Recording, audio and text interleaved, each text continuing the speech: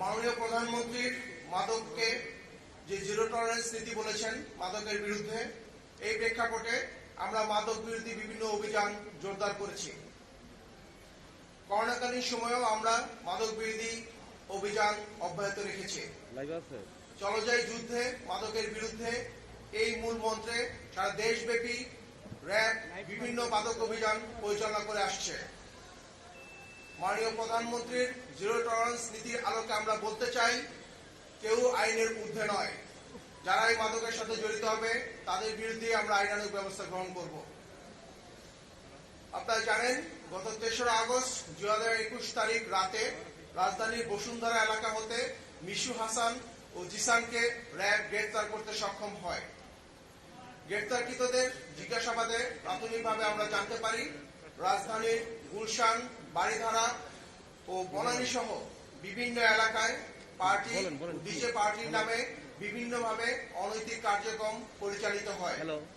ফলশ্রুতিতে র্যাব গোয়েন্দা নজরদারি বৃদ্ধি করে।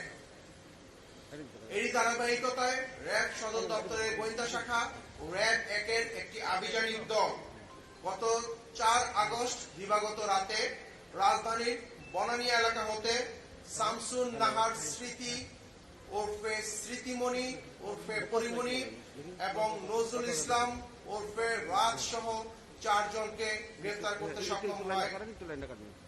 উদ্ধার করা হয় একটি মিনিবার, পরিচালনা করার বিভিন্ন সরঞ্জামাদি সহ বিভিন্ন বিদেশি মদ ও মদের বোতল সহ ইয়াবা, সীসা, এলএসডি, আইস। প্রাথমিক জিজ্ঞাসাবাদে গ্রেপ্তারকৃতদের কাছ থেকে চাঞ্চল্যকর তথ্য উদ্ধার করা হয়। গ্রেপ্তারকৃত শামসুন নাহার স্মৃতি ওরফে স্মৃতিমণি ওরফে পরিমণিকে জিজ্ঞাসাবাদে জানা যায় পিরোজপুরের একটি কলেজ হতে এইচএসসি অধ্যয়নরত অবস্থায় ওনার ঢাকায় আগমন ঘটে। ২০১৪ সালে তিনি প্রথম একটি ছবির মাধ্যমে চিত্রজগতে অন্তর্ভুক্ত হন। তিনি এই পর্যন্ত ৩০টি সিনেমা সহ ৫ থেকে ৬টি টিভিসিতে অংশগ্রহণ করেছেন।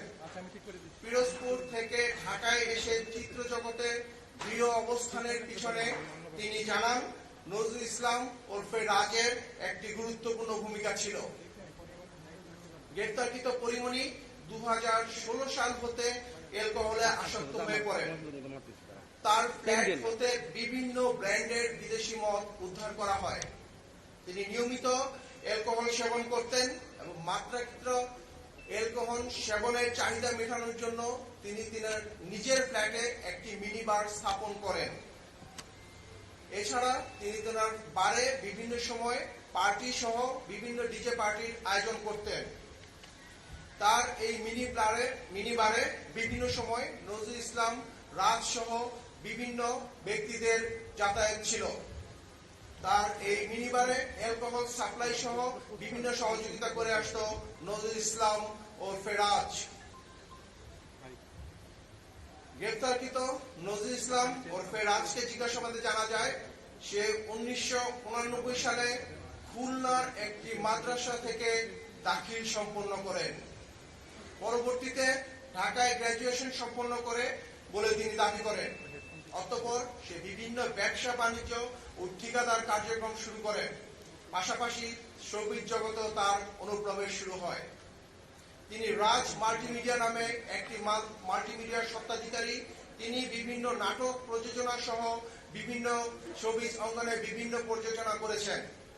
ব্যবসায়িক জগৎ ও চিত্র জগৎ এই দুই ক্ষেত্রে সংযোগ থাকায় তিনি ব্যক্তিগত স্বার্থ চরিতার্থে তিনি উদ্দেশ্যপ্রণোদিতভাবে নিজের অবস্থানকে অপব্যবহার করেছেন। গ্রেপ্তারকৃত মোহাম্মদ নজরুল ইসলাম ওরফে রাজ ইতিপূর্বে গ্রেপ্তারকৃত মিশু হাসান ও জিসানের সহযোগিতায় ১০-১২ জনের একটি সিন্ডিকেট গড়ে তুলেছিল।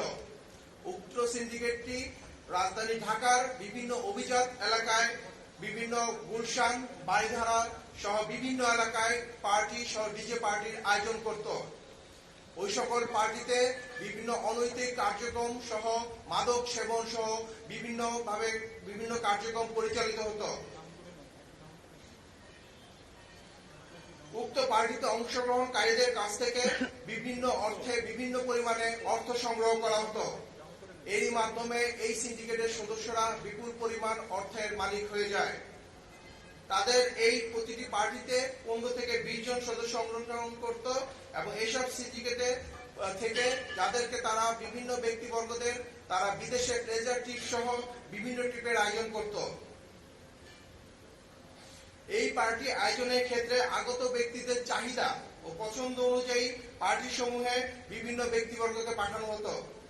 গ্রেপ্তারকৃত মোহাম্মদ নজরুল ইসলাম ওরফে রাজ এর সিন্ডিকেট সামাজিক যোগাযোগ মাধ্যমের অপব্যবহার করেছে। তাদের সুদূর পরিকল্পনায় অগ্রসর হয়ে এবং নিজেদের বিভিন্ন স্বার্থ চরিতার্থে তারা এই ধরনের কাজ করত বলে জানায়। গ্রেপ্তারকৃত রাজ মাল্টিমিডিয়ার কার্যালয়টি অনৈতিক কাজে ব্যবহৃত হতো। গ্রেপ্তারকৃত রাজ জানায় সে এই জাতীয় অবৈধ আয় হতে অর্থের নামে বেনামে বিভিন্ন ব্যবসা আমদানি, ড্রেজার, বালু ভরাট ও ঠিকাদারি ও শোবিজ জগতে বিভিন্নভাবে উনি বিনিয়োগ করেছেন। তিনি বর্ণিত ব্যবসায় কয়েকজন অবৈধ অর্থের যোগানদান সম্পর্কে আমাদেরকে তথ্য দিয়েছেন। গ্রেপ্তারকৃতদের ব্যবসায়িক কাঠামোতেও অস্বচ্ছতা রয়েছে। গ্রেপ্তারকৃতদের বিরুদ্ধে আইনানুগ ব্যবস্থা প্রক্রিয়াধীন। ধন্যবাদ।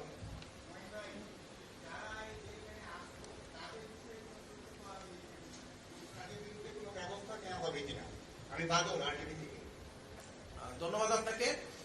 প্রাথমিক জিজ্ঞাসাবাদে আমরা বেশ কিছু গুরুত্বপূর্ণ তথ্য পেয়েছি। এই সকল পার্টি বা ডিজে পার্টিতে কারা অংশগ্রহণ করতেন এবং কারা বিভিন্নভাবে অনৈতিক কাজে লিপ্ত হতেন এই সংক্রান্ত আমরা বিভিন্ন তথ্য পেয়েছি। এই ধরনের তথ্যগুলো উদ্দেশ্য প্রণোদিত কিনা সেটাও যাচাই বাছাই করা হচ্ছে। যাচাই বাছাই পরবর্তীতে তাদের বিরুদ্ধে প্রয়োজনীয় ব্যবস্থা গ্রহণ করা হবে। আমরা তদন্ত করছি, তদন্তের স্বার্থে এখন আমরা আপনাদেরকে বলছি না। মহিন ভাই, আমি আমার বাড়িতে কাজ করি, আমি হাফিজুর রহমান ভাই। এখানে কোন কোন মডেল এটার সাথে জড়িত আছে, আপনারা কি এখন পর্যন্ত কোন লিস্ট পেয়েছেন কিনা? আমি একইভাবে বলতে চাই, এই সকল পার্টি বা ডিজে পার্টিতে কারা কারা অংশগ্রহণ করতেন তাদের সম্পর্কে আমরা কিছু তথ্য পেয়েছি। যেহেতু তথ্যগুলো আমাদেরকে আসামি কর্তৃক দেওয়া হয়েছে, সেই সময় এই সকল তথ্যগুলো উদ্দেশ্য প্রণোদিত কিনা এগুলো যাচাই বাছাই করার প্রয়োজন রয়েছে। এগুলো আমরা যাচাই বাছাই করছি এবং আমরা পরবর্তীতে তদন্ত করে আমরা আপনাদেরকে বিস্তারিত বলতে পারবো। শারমিন প্রিয়া, এটিএন বাংলা থেকে। আচ্ছা, মাদকগুলো যারা সরবরাহ করতো, কারা করতো, তাদের বিরুদ্ধে কি ব্যবস্থা নেবেন? আমি আমার বক্তব্যে বলেছি যে এই মাদকগুলো যারা ওনাকে সরবরাহ করতেন এদের মধ্যে নাজমুল ইসলাম রাজও একজন। পাশাপাশি আমরা আরো কিছু ব্যক্তিবর্গের তথ্য পেয়েছি যে এখানে কিন্তু মাদকের পরিমাণ কম নয়। এখানে তার মাদকের আমরা যেটা বলেছি 120টি বোতল আগে ব্যবহৃত পেয়েছি এবং স্মৃতিমণির বাসায়, যেটা পরিমণি, ওনার বাসায় আমরা 19টি বিদেশি বোতলও পেয়েছি। তো এই সংক্রান্ত বিভিন্ন তথ্য আমরা পেয়েছি। এদের মধ্যে রাজও একজন, পাশাপাশি আরো কিছু ব্যক্তির তথ্য আমরা পেয়েছি। আমরা আপনারা জানেন গতকালকে আমরা গ্রেফতার করেছি মিশু হাসান, জিসান, এদের কাছ থেকে এই সম্পর্কিত কিছু তথ্য সংশ্লিষ্টতা পেয়েছি। সামগ্রিকভাবে আমরা তদন্ত করে দেখছি, যেটা পরবর্তীতে আমরা আপনাদেরকে জানতে পারবো। কি কি মামলা হবে? এখন পর্যন্ত আমরা যে তথ্যগুলো পেয়েছি, স্মৃতিমণি ওটা পরিমণির বিরুদ্ধে মাদক নিয়ন্ত্রণ অধিদপ্তরের যে মাদক আইনে মামলা হবে। আমরা রাজের বিরুদ্ধে মাদক নিয়ন্ত্রণ আইন, পাশাপাশি আমরা কিছু ডিজিটাল কন্টেন্ট যেটা পর্নোগ্রাফি রিলেটেড পেয়েছি সেই সম্পর্কিত মামলা প্রক্রিয়াধীন। মহিন ভাই, আমি জয়নাল, আমি আনন্দ টিভিতে কাজ করি। আমার প্রশ্নটি হচ্ছে, রাজ মাল্টিমিডিয়া যেহেতু বিভিন্ন ধরনের অনৈতিক কাজ হতো, সেক্ষেত্রে কি এটি কি সিলগালা করা হবে কিনা?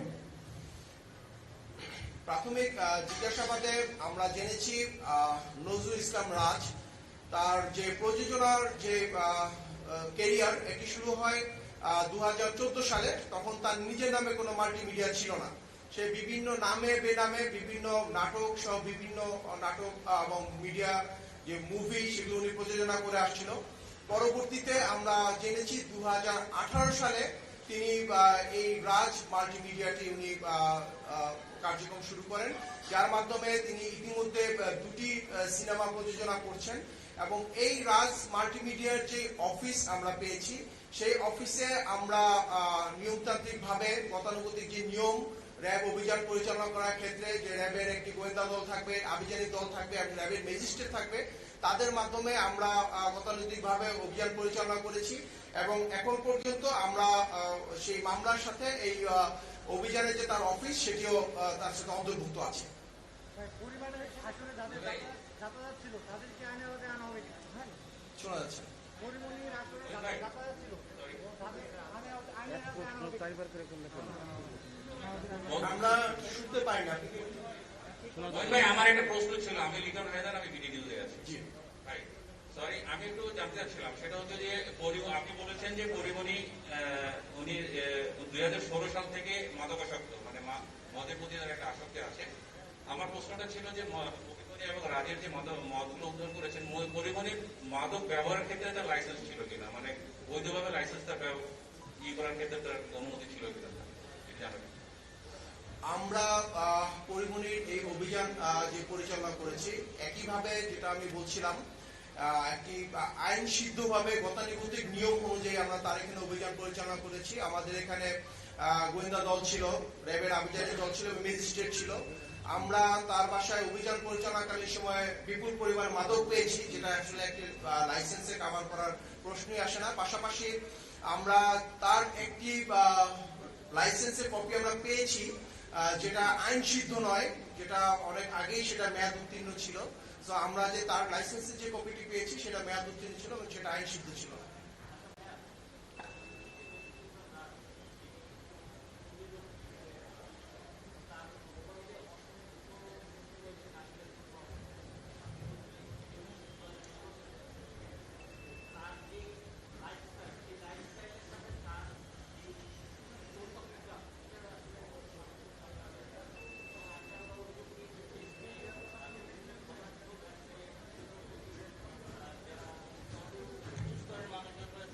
তাদেরকে টার্গেট করে তাদের কাছে এই ধরনের এই যে উঠতি বয়সী যে নারী আছে তাদেরকে এভাবে বিভিন্ন কাজে, অনৈতিক কাজে ব্যবহার করতো, এটা আসলে কতটুকু সত্যতা পেয়েছে?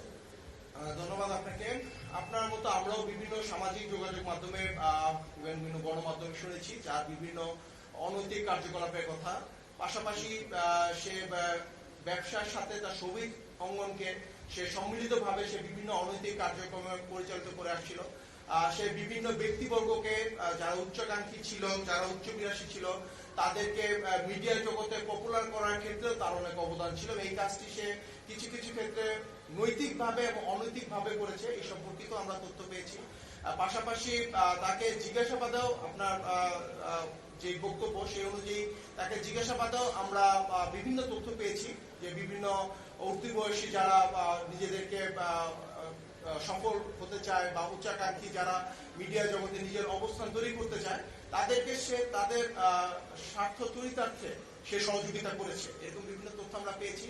পাশাপাশি আমরা তার কাছ থেকে যে ডিজিটাল কন্টেন্ট জব্দ করেছি, সেখানে আমরা যেটা আমরা আপনাকে বলেছি যে তার বিরুদ্ধে আমরা ডিজিটাল পর্নোগ্রাফি অ্যাক্টে তার বিরুদ্ধে মামলা প্রক্রিয়া দিই। বিভিন্ন ধরনের অবৈধ বা অনৈতিক কিছু আমরা ভিডিও বা কিছু কন্টেন্ট পেয়েছি, যেটা আমাদের তদন্তের সাথে এখন আমরা আপনাদেরকে বলছি না, বাট তার এই সকল যে কৃতকর্ম বা অনৈতিক কার্যক্রম, এগুলোর বিরুদ্ধে আমরা আইনানুগ ব্যবস্থা নিচ্ছি এবং এগুলো সবকিছুই আমরা মামলার আওতায় নিয়ে আসছি। মঈন ভাই, আপনি বলেছেন যে জিসান, নজরুল, মিশুর নেতৃত্বে 10 থেকে 12 জন একটি সিন্ডিকেট তৈরি করেছে, যারা হচ্ছে রাজধানীর আবিজাত এলাকায় পার্টি করে, এখানে বিভিন্ন জনকে নিয়ে যাওয়া হয়, এটার মাধ্যমে অর্থ উপার্জন হয়। এই পার্টির যেই নারীরা থাকে তাদের মধ্যে পরিমণি, পিয়াসা এবং মৌয়াদ থাকে কিনা এই সিন্ডিকেটের সেই সব পার্টি? আমরা তাদেরকে যেটা বলতে চেয়েছি সেটা হচ্ছে যে আমরা অনেকের প্রশ্ন থাকতে পারে যে আমরা এখানে কেন অভিযান চালালাম। আমাদের মেইন সূত্রটি ছিল, আমরা গত 3রা আগস্ট যে জিসান এবং মিশু হাসানকে গ্রেফতার করেছি, তাদের কাছ থেকে সুনির্দিষ্ট অভিজাত এলাকার কিছু সুনির্দিষ্ট বারের সন্ধান পেয়েছি, কিছু ফ্ল্যাটের সন্ধান পেয়েছি, যেখানে অবৈধ ভাবে মিনি বারের মাধ্যমে অবৈধ কার্যক্রম পরিচালনা করে আসছিল, মাদক নেওয়া হচ্ছিল এবং বিভিন্নভাবে ডিজে সহ বিভিন্ন পার্টির আয়োজন করা হচ্ছিল। এর মধ্যে আমরা এই সূত্র ধরেই আমরা এই অভিযান পরিচালনা করেছি পাশাপাশি আমরা আরো কিছু যে বার বা কিছু ফ্ল্যাটের সন্ধান আমরাও পেয়েছি, সেগুলো তথ্যগুলো আমরা যাচাই বাছাই করছি এবং সেগুলো তথ্য অনেক ক্ষেত্রেই উদ্দেশ্য প্রণোদিত হয়ে থাকতে পারে। আমরা এই তথ্যগুলো যাচাই বাছাই করে পরবর্তীতে আমরা অভিযান পরিচালনা করব।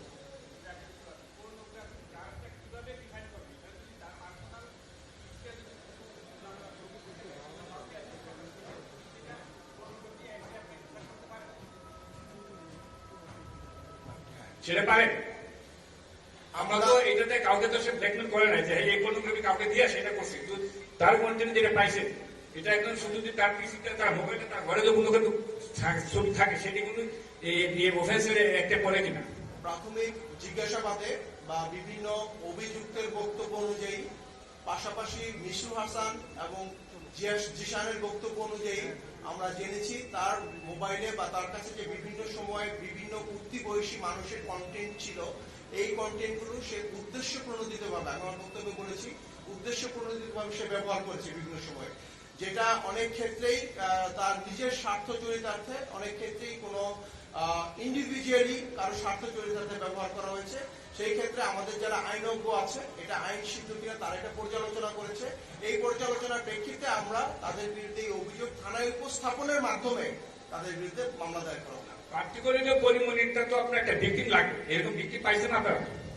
পরিমণিরটা ভিকটিম লাগবে কি জন্য? এটা যদি পর্নোগ্রাফি করে, আমরা পরিমণির বিরুদ্ধে কোনো পর্নোগ্রাফি অ্যাক্ট বলা হয়নি। পরিমণির বিরুদ্ধে বলা হয়েছে মাদক নিয়ন্ত্রণ অধিদপ্তরের যে আইন, সেটা অনুযায়ী মামলা দায়ের করা হচ্ছে। থ্যাংক ইউ ভাই, থ্যাংক ইউ। আর কিছু?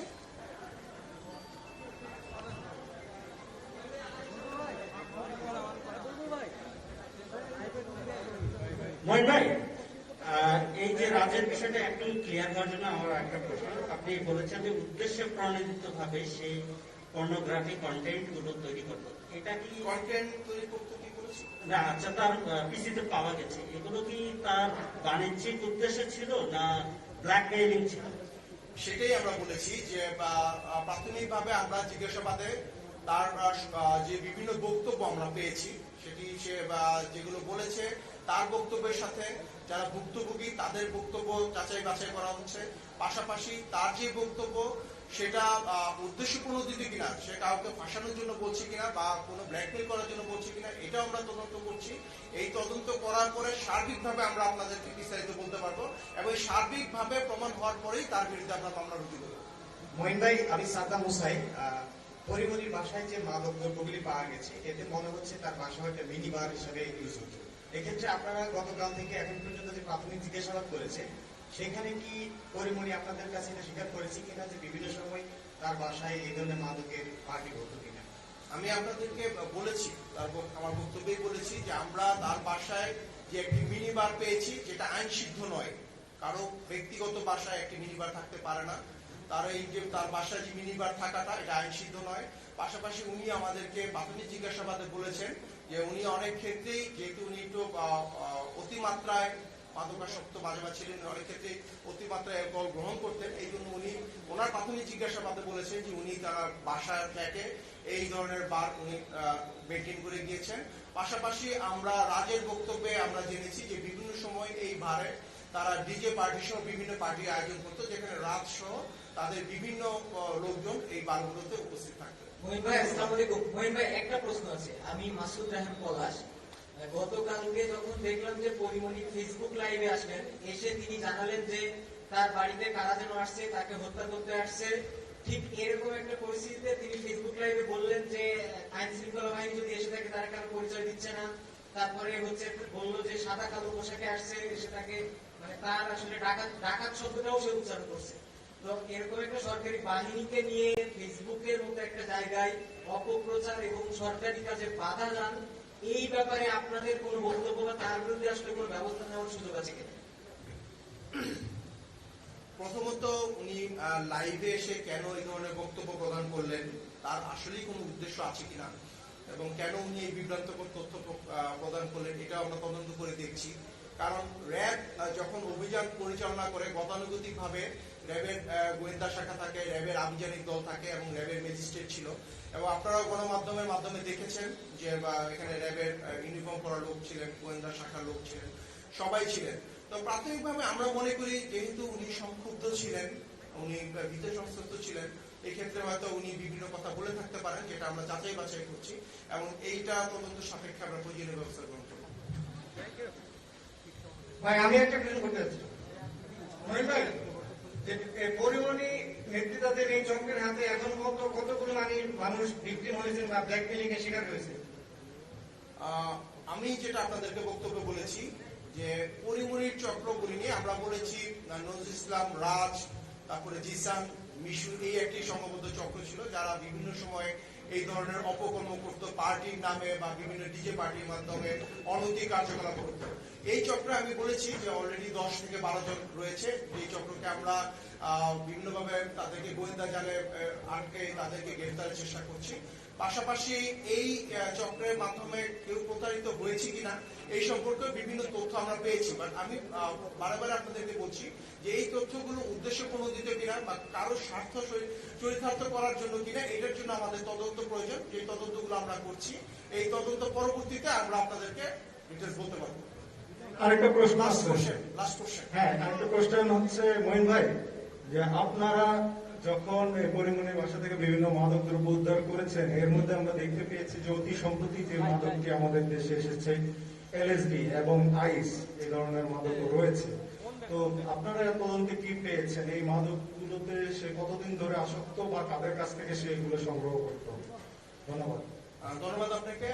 আমি প্রথমে আমার বক্তব্যে বলেছি যে নায়িকা পরিমণি উনি 2016 সাল থেকে উনি নিয়মিত মাদক সেবন করতেন এবং পরবর্তীতে বিভিন্ন সময়ে উনি বিভিন্ন ধরনের মাদক সেবন করেছে এবং এটাই হচ্ছে বক্তব্য। ওনার বাসায় আমরা যা পেয়েছি এটাই উপস্থাপন করে উনি বলেছেন যে এটা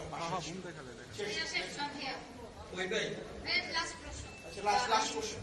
আমি রাখা গ্লোবাল টেলিভিশন থেকে।